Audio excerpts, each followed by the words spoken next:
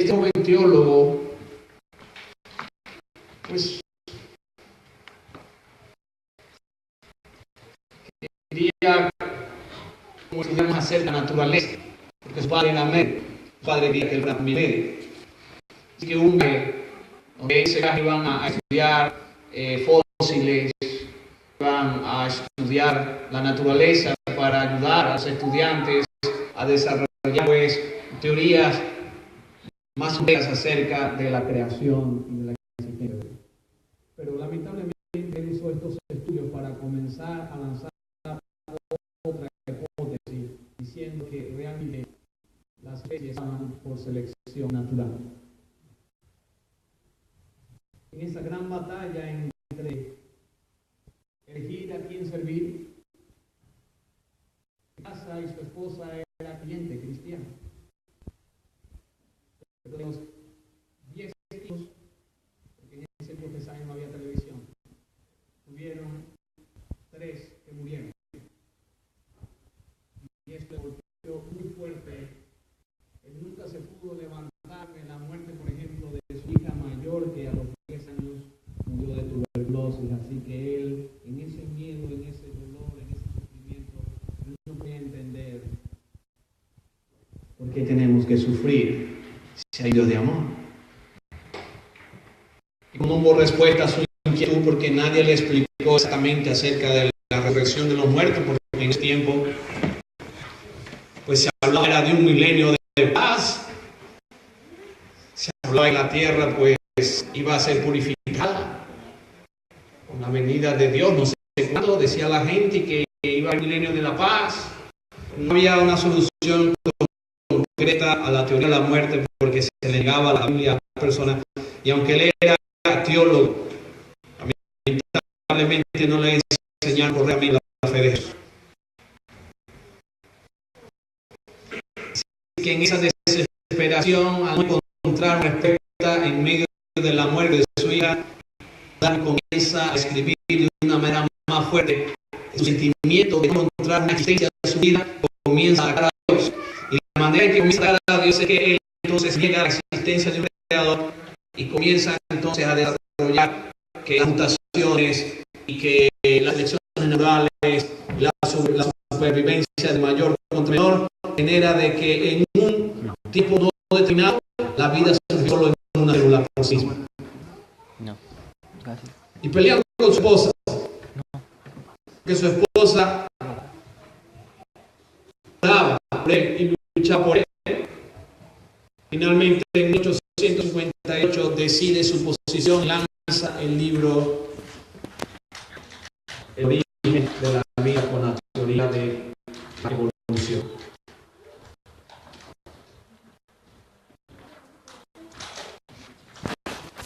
Lógicamente Satanás sabe qué estaba haciendo, porque en la profecía estaba levantando un pueblo que enseñaría que nosotros somos producto de la creación. Y el pueblo adventista del mismo día se estaba levantando en ese momento cuando sale el día de la evolución.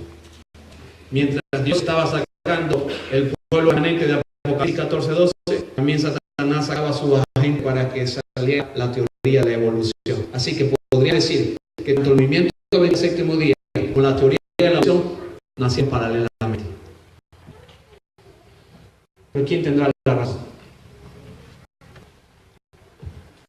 Según la hipótesis de este hombre, que en la final de su muerte dijo que no era ateo. Finalmente el mujer dijo: yo no soy ateo, no sé qué soy. Lamentable. Pero según esta hipótesis, porque no se ha demostrado que esto es real, una hipótesis que alguien dice algo pero no tiene cómo demostrarlo. Según esta hipótesis, una célula se originó lentamente. Una célula surgió sola, lentamente, y de forma progresiva, poco a poco. Realizó varios cambios y se convirtió en lo que hoy conocemos como los seres vivos, como los animales, etc. O sea, una célula se originó sola, comenzó poco a poco, se progresiva, y apareció un humano. La jarra apareció sola. Nadie la formó, no solamente se surgió una célula por sí sola, la célula se apareció partículas, polvo, y yo no sé qué, y no la agarra, todo apareció. Así es la teoría de Darwin. O sea, una célula se originó sola y fue progresivamente hasta que apareció el animal y todo el ser humano. La pregunta que nosotros le hacemos a esta hipótesis es: explícame de dónde salió la célula. Esa pregunta que un científico realmente estudiado preguntaría, pues explícame de dónde salió la célula que dio vida. Pero no hubo respuesta para esta pregunta, porque la respuesta de Darwin fue que más adelante se iba a descubrir el eslabón que está perdido, que explicaría de dónde nació la célula. Pero eso ahora está perdido todavía. Así que cuando se le pregunta entonces la teoría de Darwin, de dónde vino la célula que para dar vida, no hay respuesta. No hay una respuesta. Simplemente es, bueno, solamente la teoría explica lo que sucede después de la vida, pero no puede dar respuesta a dónde viene la vida. Pero cuando yo hablo la palabra de Dios y le pregunto al salmista en el capítulo 19 del libro de los Salmos, en el versículo número 1, el profeta David no necesitó hacer un viaje a la isla Galápagos, en el Pacífico, cerca del Ecuador, para escribir este salmo. No necesitó dar 5 años en un viaje estudiando fósiles y viendo plantas y viendo los mitos, viendo los Galápagos para escribir esto. No, David no fue a la isla del Pacífico para escribir Salmo 19. Pero David, bajo la inspiración de Dios, dice lo siguiente: los cielos cuentan la gloria de Dios, el firmamento anuncia la obra de sus manos. El salmista entonces da respuesta a la pregunta de dónde surge la vida. David, en su teoría, como profeta de Dios, dice que la vida surge de Dios, que tiene vida por sí mismo. Esa teoría del salmista. Él no explica de dónde viene Dios. Él simplemente dice: Dios existe desde la eternidad, y en Dios está la vida. Y todas las cosas que nosotros podemos observar, porque Él las hizo. Listo.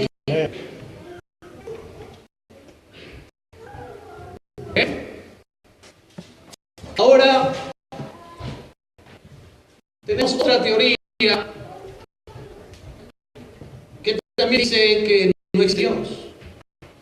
Se llama generación espontánea. ¿Qué es esto de generación espontánea? Bueno, esta teoría, filósofo griego llamado Anaximandro y muchos otros dicen: mira, nosotros encontramos que la solución a la vida está en una generación espontánea. ¿Cuál es la hipótesis? Dicen que la vida se puede producir a sí misma, de forma espontánea. Algunas formas inferiores de vida surgen de sustancias gracias a agentes físicos y químicos. La célula primordial nació sola. Es decir, sigo con el ejemplo del jarro. Según esta teoría, no se explica cómo será del polvo, se comenzó a formar el amarillo. Fue espontáneamente. Sí, espontáneo. Y pues ustedes están viendo esto aquí bien bonito, sin espontáneo. ¿Qué espontaneidad perfecta? Se unió perfecto, mira, todo bien. O sea, bien. Hasta la etiqueta fue espontánea. Sí, la etiqueta también salió espontáneamente. Hasta el precio. Sí, todo. De una manera espontánea, no se explica cómo surgió la vida, porque, bueno, hay elementos, metales, agua, vapor, todo eso comenzó a gestionar de una manera espontánea. Es como que tú agarraras un Ferrari 2016 coloques el carro Ferrari y de repente quieres explicar cómo surgió el Ferrari 2016 último modelo que vale $200,000. Entonces tú llegas y dices, fue espontáneo el Ferrari. De una forma aleatoria se unieron todos los compuestos químicos que están en el planeta, en el universo. Entonces, de una manera maravillosa, entonces comenzó y surgió un caucho. Oye, de una manera espontánea el caucho quiso tener 4 llantas más. Después que las mismas llantas se unieron, se hablaron, que nos damos un tornillo para hacer un motor. Y de una manera espontánea tenemos el Ferrari. El Ferrari se hizo solo se hizo el Ferrari. Esto es la teoría de la generación espontánea. El ser humano viene porque todas las cosas se han unido, los elementos químicos, biológicos, patológicos, se han unido y hoy tenemos la vida. Surgió espontánea.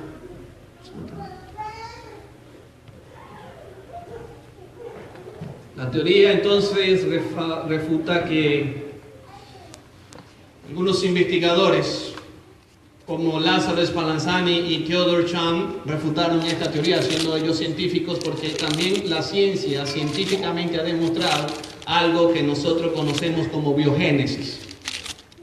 Y la biogénesis dice, la teoría de la biogénesis dice que la vida no puede venir de forma espontánea. Eso es lo que científicamente la biogénesis ha declarado. Es decir, estos científicos demostraron que no hay forma de que surja la vida de algo que no la tiene. O sea, la biogénesis dice que la vida no puede venir espontáneamente. La biogénesis dice que la vida viene de algo que o da vida o surgió después de la vida. Eso es lo que dice la biogénesis. O sea, según la ciencia, en la biogénesis, la misma ciencia dice que no puede venir la vida por sí sola. La biogénesis dice científicamente que la vida surge o que alguien dio vida o que surgió de otra cosa que tenía vida. Eso es lo que ha descubierto la ciencia hoy. Se llama biogénesis. Pero cuando yo voy a la palabra de Dios y le pregunto a un hombre llamado, que lo llamaban el hijo del trueno, pero que tuvo una experiencia personal con el carpintero llamado Jesús de Nazaret. En el Evangelio de San Juan, este hombre que era el hijo del trueno fue transformado por Jesús de Nazaret y fue conocido en el mundo del cristianismo en su primer siglo de la era cristiana como el discípulo amado de Jesucristo. Fue tan amado que escribió un evangelio dedicado a Jesús. Escribió otras 3 epístolas a la iglesia, primera, segunda y tercera carta de San Juan. Fue el último discípulo en ver la muerte desde los 12. Escribió el libro del Apocalipsis en una isla de Patmos.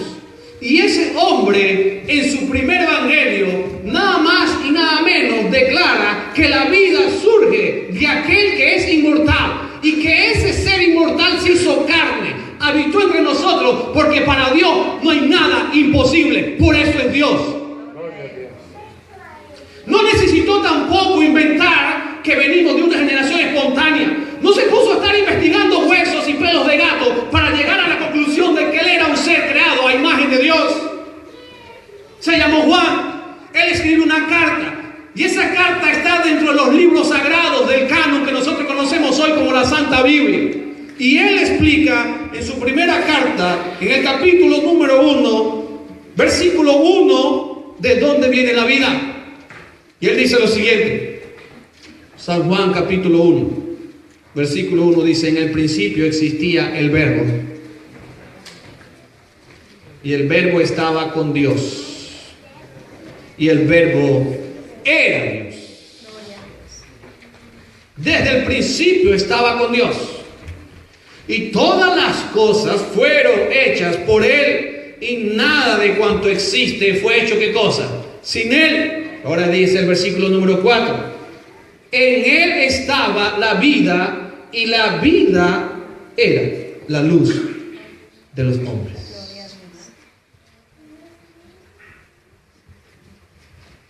Ahora bien,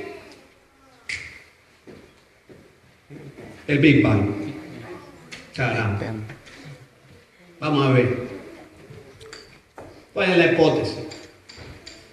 Esta teoría dice que hubo una gran explosión. Una explosión. Y esa explosión ha dado vida en el universo. Producto de una gran explosión. La primera pregunta que nosotros hacemos es la siguiente. Número 1. ¿Quién creó la molécula o el huevo cósmico que explotó? Porque si nosotros venimos de una gran explosión, yo creo que lo que tú me tienes que demostrar a mí es quién creó la molécula que dio origen, o el huevo cósmico que dio origen a la gran explosión. No tiene respuesta. Yo puedo hacer otra pregunta. Por ejemplo, le digo, ¿quién hizo estallar ese huevo cósmico? Porque el huevo cósmico no se estalló por sí mismo. Algo hizo que estallara el huevo cósmico. Tampoco hay respuesta para esa pregunta. Creo que es lo más sensato. Si tú vas a decir que nosotros venimos de una gran explosión, entonces explícame cómo fue que ese huevo cósmico explotó, o quién creó la molécula que hiciera que el huevo cósmico explotara. ¿No es cierto? No tiene respuesta. No hay respuesta. Solamente cuando se le preguntan a estas personas que defienden la teoría del Big Bang, dicen, no, eso es una casual question. ¿Cómo va a ser casual? Pregunta. Si estás hablando de la vida, creo que debes explicar entonces esa teoría, esa hipótesis. No puede ser una pregunta casual. Pero un científico llamado Lemaitre, francés, dice que en un instante, una millonésima de segundo, el mundo se hizo. Según este científico Lemaitre, ahora le está diciendo a la teoría del Big Bang que hay un error. Porque él dice, bueno, está bien, podemos decir entonces que nosotros vinimos de una explosión, ¿ok? Cósmica, pero eso no es problema. Podríamos decir que sí, pero no solo, no de la nada. Según Lemaitre, una fuerza superior produjo esa gran explosión. Y él dice que esa fuerza superior es lo que nosotros llamamos o decimos Dios. Entonces Lemaitre dice que esa es la vida, y por eso, como existe un ser superior, ese ser superior produjo una gran explosión, y ahora nosotros vemos un planeta llamado Tierra. Entonces Lemaitre dice que la vida proviene de ese ser superior. Pero hubo un hombre que se llamaba Saulo de Tarso. Y un día tomó la decisión de meter en la cárcel a aquellos que seguían a Jesús de Nazaret. Celoso de las costumbres de los judíos, recibió la orden de ir a una ciudad llamada Damasco para ir allá y colocar a los cristianos tras las redes. Y cuando él iba por el camino, nada más y nada menos se le aparece Jesús de Nazaret, a quien él estaba persiguiendo, y lo deja ciego. Y le dice, ¿qué quieres entonces que yo haga? Y le dice, vas a la casa de un fulano llamado Gamaliel. Él te va a explicar qué es lo que tienes que hacer. Y de ahora en adelante, tú vas a padecer mucho por mí, porque yo te he elegido para que tú ahora seas mi evangelista, mi predicador al mundo gentil. Cuando él llega ciego a la casa de Gamaliel, Gamaliel entonces le dice, Jesucristo, el Hijo de Dios, que me ha enviado, me ha dicho que tú eres elegido por él para llevar las buenas nuevas de salvación a un mundo que se está perdiendo. Gamaliel entonces le da la orden y lo bautiza. En ese momento él puede ver inmediatamente, ahora ya no es conocido como Saulo de Tarso, ahora es el apóstol San Pablo. Y mientras él estaba predicándole a los griegos que creían en la teoría de la filosofía griega, la filosofía griega explicaba que el humanismo, la filosofía griega dice que el humano puede llegar a ser Dios en la medida que desarrolla sus facultades internas a través de la meditación, de la trascendencia o a través de la reencarnación. El ser humano puede superar etapas hasta llegar a ser un mismo Dios. Y en ese mundo filosófico griego, este hombre ahora convierte a las personas por la locura del Evangelio y de la predicación de la cruz del Calvario, que Dios, siendo Dios, se hizo humano y solamente uno igual y semejante a Dios podía realmente tomar la cruz del Calvario. Se llama Jesús.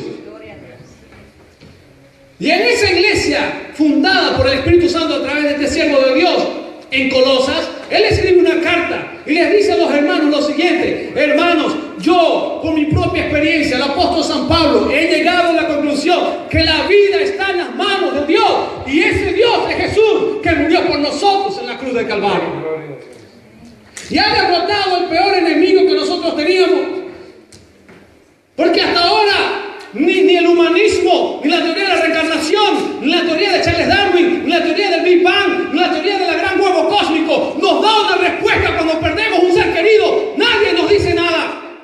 Cuando una madre pierde un niño, un bebé recién nacido, ni el huevo cósmico, ni Darwin, ni el Galápago, ni el fósil le explica realmente cuándo verá a su criatura nuevamente. Cuando nosotros perdemos a alguien que lo amamos, solamente el único que nos puede dar esperanza es el que venció la muerte. Por eso el apóstol Pablo dice en Colosenses, capítulo número 1, dice lo siguiente.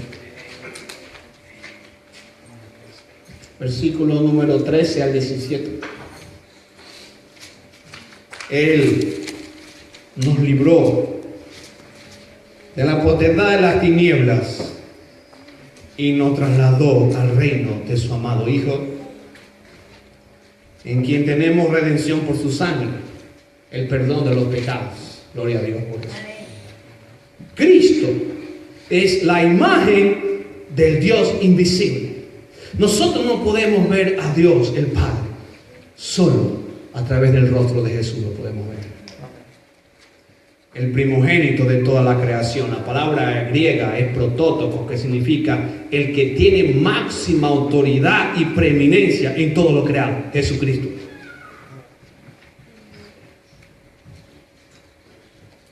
Versículo 16. Por Él, ¿por quién fueron creadas todas las cosas?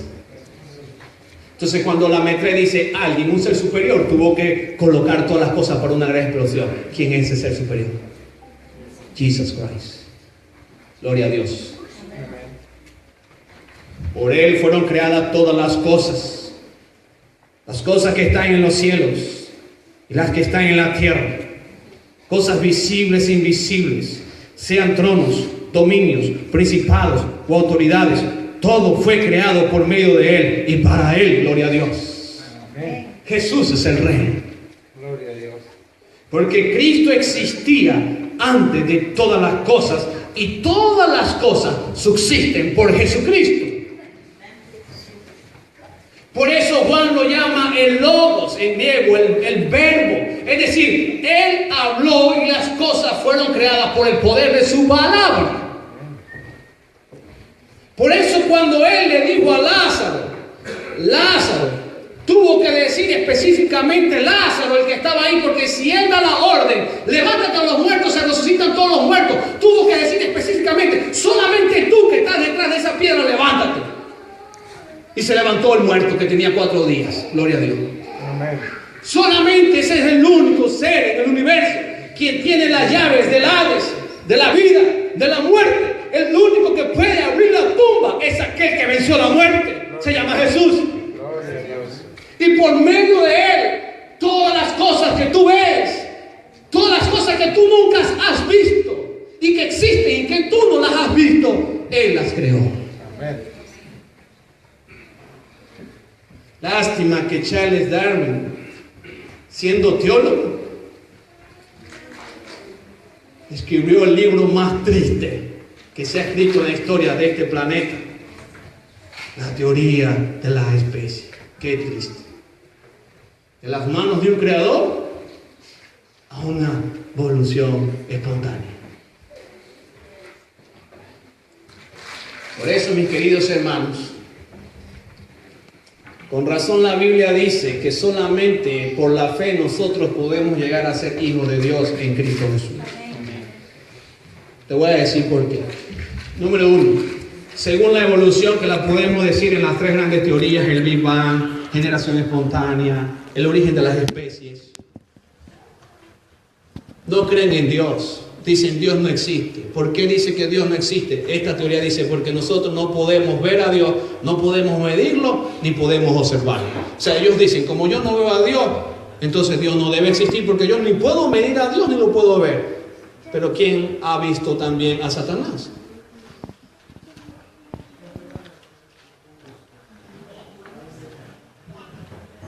Entonces, como tú dices, Satanás nunca ha venido a mi casa ni ha comido conmigo, entonces Satanás no existe porque tú nunca lo has visto. Es decir, ¿cómo tú vas a medir a aquel que es más grande que tú? No puedes medir. ¿Cómo tú vas a medir a aquel que hizo el mundo de la nada? Tú no puedes medir a Dios. No puedes medir. ¿Cómo tú puedes explicar cuando una persona tiene cáncer y Dios la sana? ¿Cómo tú puedes medir eso? No puedes medirlo. Es como que si tú quisieras meter todo el océano dentro de un vaso. Imposible.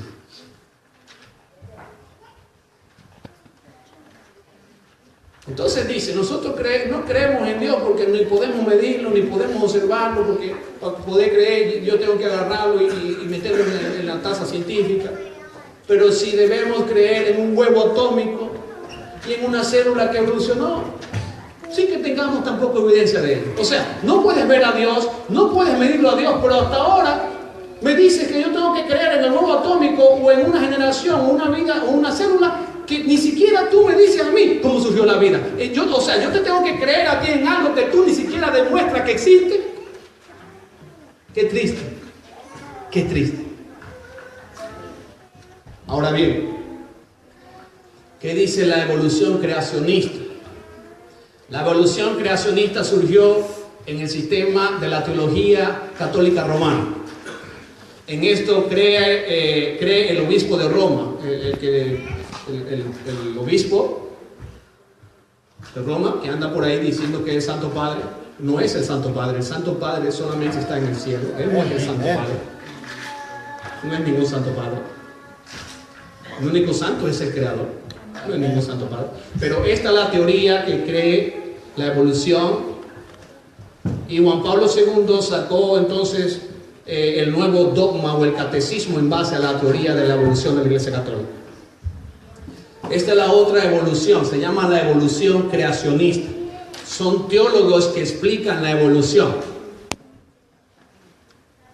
Según esta teoría, hay una armonía entre la evolución y la creación. O sea, el sistema de la Iglesia Católica Romana, y yo lo traigo hoy a colación porque esto es lo que cree el máximo líder mundial y el máximo poder del mundo, cree en la evolución. Y los católicos de buen corazón deben conocer esto, porque un católico piensa que su iglesia cree en la creación y no la cree. Ellos son evolucionistas. Juan Pablo II enseñó que nosotros venimos de la teoría del mono, lo dijo en el artículo en 1998, hablando de la Lex Domini. No creen ellos no creen en la Biblia, ellos piensan que la Biblia es un libro de como Caperucita Roja o algo. Para ellos lo que más importa es la tradición de la Santa Iglesia. Según la escolástica dicen que la Santa Iglesia o la tradición o los dogmas que tiene la Iglesia está por encima de la Biblia. Esto es lo que ellos dicen en su teología. Hay una armonía entre la evolución y la creación. Ah, qué lindo, suena bien, pero este es el detalle. Dice, Dios creó las sustancias que evolucionaron. ¿Qué? ¿Sustancias que evolucionaron? Si Dios creó las sustancias que evolucionaron, entonces no existe Génesis. Es decir, tú me estás diciendo que existe un Dios, pero es tan tuvo que esperar miles y miles y millones de años para que espontáneamente las cosas se dieran y se crearan. Es tan débil Dios que ni siquiera pudo decir las cosas y no se hacen. ¡Wow! ¡Qué Dios tan débil! Con razón me presentas a Cristo moribundo en la cruz todavía y no ha resucitado. Con razón. Oh, mis queridos hermanos, la bestia. Con razón dice que engaña a las naciones de la tierra y se enseña sobre las personas, sobre las aguas. O tu Dios dice, creemos en el Dios, pero ese Dios que nos creó es muy triste. Eso no tiene poder. Las cosas tuvieron que surgir espontáneamente, miles de años hasta que evolucionaron. Mentira. Mentira. El Dios que venció la muerte no necesitó miles de años para hacer este mundo. No, mentira. Esta teoría dice que entonces por eso es que existimos. Pero ¿saben qué? Según la Biblia, esto no es verdad. Gloria a Dios por eso. Ahora tú preguntas, pastor, ¿y por qué entonces ellos enseñan eso? Solamente hay una causa.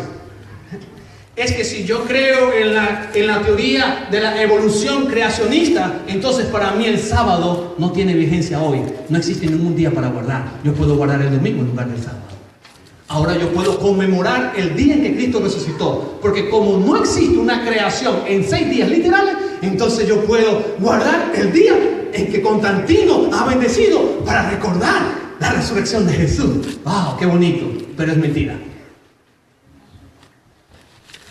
Ahora te das cuenta por qué entonces enseña que se observa el día domingo en lugar del sábado. Porque para la Iglesia Católica Romana, la creación no se ocurrió en 6 días. Se ocurrió en miles de tiempo por una evolución. ¡Wow! Satanás disfrazado de ángel de luz. ¿Y cuál es el punto? El punto es que saquen el sábado de ahí. Porque si tú entonces dices que la tierra fue creada en 6 días, tienes que guardar el sábado, como lo dice Génesis. ¡Wow! Ahora yo no sé a qué grupo tú quieres pertenecer. El grupo de los perdedores.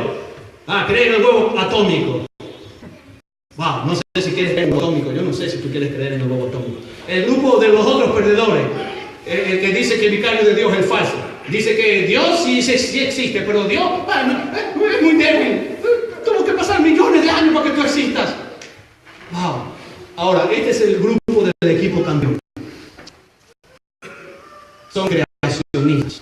Se llaman creacionistas. La teoría de la creación, ¿qué dice? Dios creó el mundo en 6 días literales con el poder de su palabra. Amén. Esta es la otra teoría.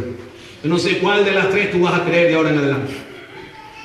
Es muy triste que escoja la primera porque no hay opción. O sea, cuando tú dices, entonces explícame si hay esperanza después de la muerte. No hay. No sé. Cuando tú dices, explícame entonces la esperanza de la muerte. No sé. Puede ser millones de años, otra vez vas a reencarnar en un Galápagos, no sé. Pero tú le preguntas a una persona y te dice, ¿sabes qué? El mismo Dios que creó este mundo en 6 días literales y que santificó el 7º día de la semana, vino a este mundo y murió por tu pecado en la cruz y resucitó. Y ese Dios se llama Jesús y vendrá pronto a buscar a los que han creído en su nombre. Amén. Él venció la muerte y el que cree en Él, aunque esté muerto, vivirá. Amén. Esta es la teoría de la esperanza. Amén. Entonces tú puedes saber de dónde tú vienes. Vienes de las manos de Dios. Tú puedes saber qué estás haciendo aquí. Dios te ha permitido la vida para que tú entonces muestres la gloria de Dios en esta tierra. Dios te va a usar a ti como instrumento para que tú puedas ganar familiares para el reino de los cielos. ¿Y hacia dónde tú vas? Vas a un futuro glorioso, porque ese Dios tiene mansiones preparadas para ti. Amén. Hay esperanza. No todo está perdido. Todavía, a pesar de la maldad de este mundo, tenemos esperanza, porque Cristo derrotó la muerte. Y si Jesús derrotó la muerte, el autor de la muerte será quemado para siempre. Dios tiene poder. Dios habló y las cosas existen y subsisten por su poder. Podemos citar varios ejemplos. Pero nada más y nada menos, si le hablamos a una persona o hasta a una misma enfermera que nos explique o detalle, por ejemplo, el cuerpo humano. ¡Wow! Quedaríamos nosotros petrificados al estudiar cómo nuestro cuerpo, un sistema, es tan complejo, pero a la vez funciona como uno solo, cuando tiene diferentes o varias partes del mismo cuerpo. ¡Wow! No podemos venir de la nada. No podemos venir de la nada. Dios formó tu sexo en el vientre de tu madre. Gloria a Dios. Somos una máquina perfecta. Y la Biblia me dice en Job, nosotros estamos estudiando el capítulo número 10 del libro de Job. Vamos a abrir la Biblia en el libro de Job. Job, capítulo número 10. El versículo 8 hasta el versículo 12. Tus manos me formaron y me hicieron. Gloria a Dios por eso. Amén. Entonces tú dices, pastor, solamente Dios formó a Adán del polvo de la tierra, ¿sí o no? Pero sabes que la Biblia dice que también así las mismas manos que formaron a Adán te formaron a ti en el vientre de tu madre. ¿Sabías eso? ¿Tú sabías eso? ¿Tú sabías que las mismas manos que hicieron a Adán y que tomó tiempo para hacer a Adán fueron las manos que te hicieron a ti en el vientre de tu madre? ¿Tú sabías eso? Pues te lo revelo hoy en el nombre de Jesús. Las mismas manos, dice Job, tus mismas manos me formaron y me hicieron. Te volverás ahora para deshacerme. Acuérdate de cómo el lodo me diste forma y ahora quieres reducirme al polvo.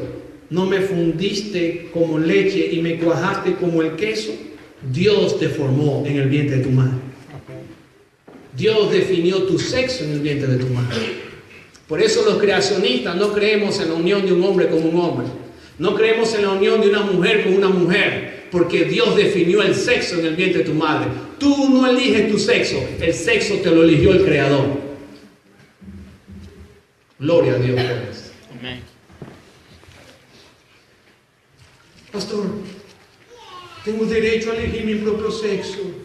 Tengo mis derechos humanos para que yo pueda definir si quiero ser hombre o mujer. Querido, no tienes derecho. Quien te dio el sexo se llama Dios.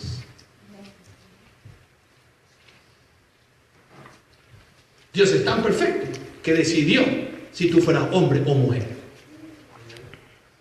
Alabado sea Cristo Jesús. Amén. Gloria al Señor. Amén. Ahora la Biblia también dice en Salmo 139. Salmo 139. Dice la palabra de Dios en el versículo número 13. Porque tú formaste mis entrañas. Me cubriste desde antes de nacer.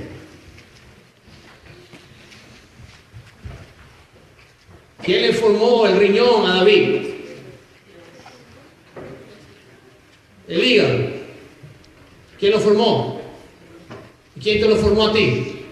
Dios. Dice la Biblia en Jeremías capítulo 1 versículo 5.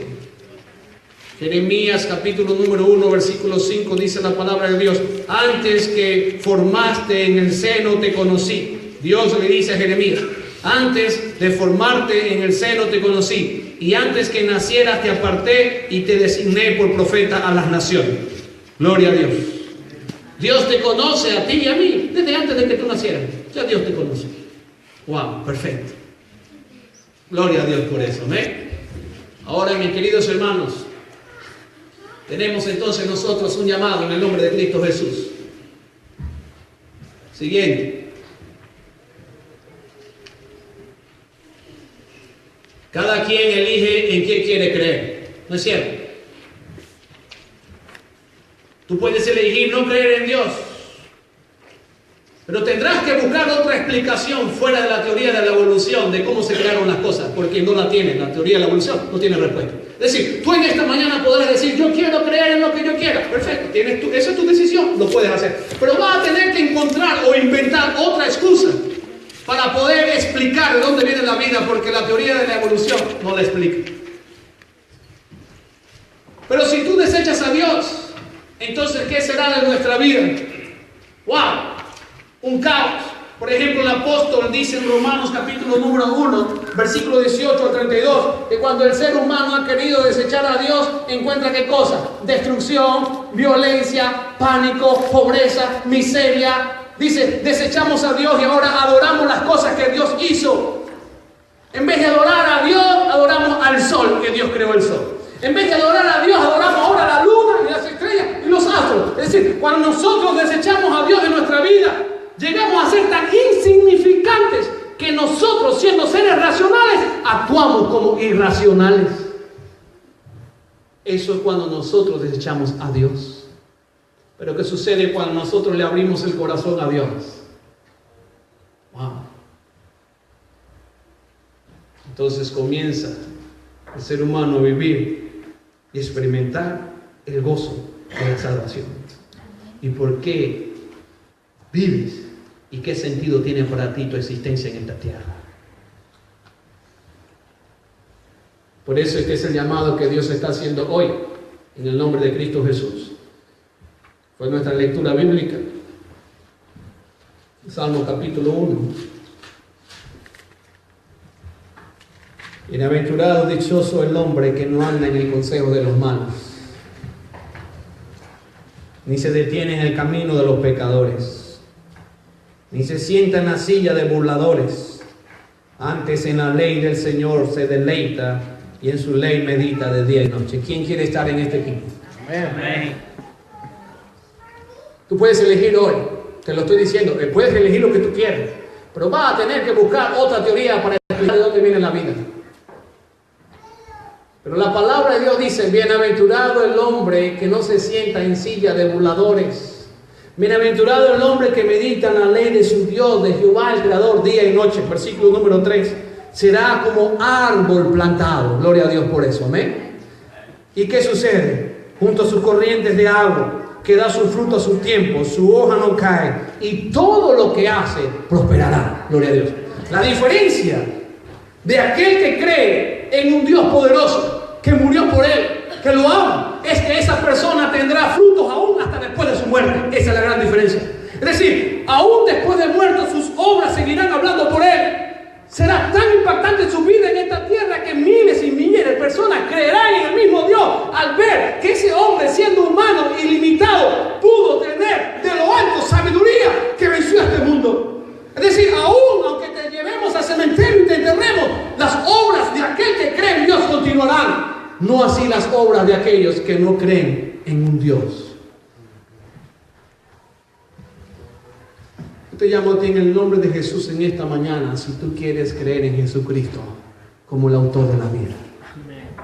Porque Él sí tiene un plan para ti. Cuando nosotros cantamos Transfórmame a mí, ese himno, transfórmame a mí. Yo, por ejemplo, hoy quiero decirle a Dios, transfórmame a mí. Porque si tú eres tan poderoso que creaste de la nada todas las cosas creadas, animadas e inanimadas, venciste la muerte, también tú tienes poder para darme otro corazón. Tienes poder para hacer de mí una nueva criatura. Tienes poder para que yo pueda, en el nombre de Cristo, tener esperanza de la vida y ser un discípulo más de Jesús. Es decir, si antes el alcoholismo me dominaba, Cristo tiene poder para que yo ahora domine el alcohol. Si antes el cigarro me dominaba, ahora Cristo me ha dado poder para yo dominar la caja de cigarros. Es decir, si antes yo vivía en la miseria de la promiscuidad sexual, ahora en el nombre de Dios tengo una esposa, tengo una familia y vengo a la iglesia. Es decir, ese Dios no solamente me perdona, sino que me transforma. Ese es el Dios que viene pronto. Amén. Yo te quiero invitar, si tú hoy lo quieres aceptar en tu vida.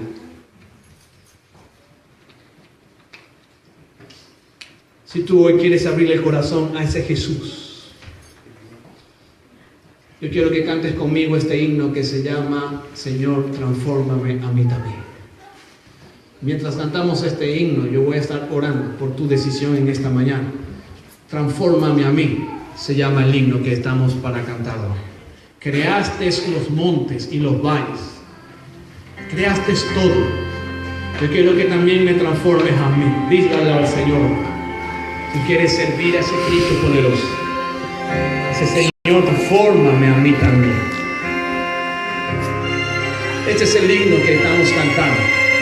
Es un llamado que Dios nos está haciendo esta mañana.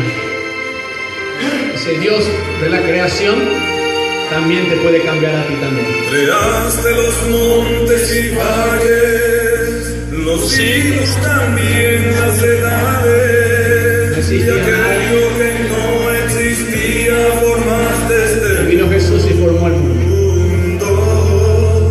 Eres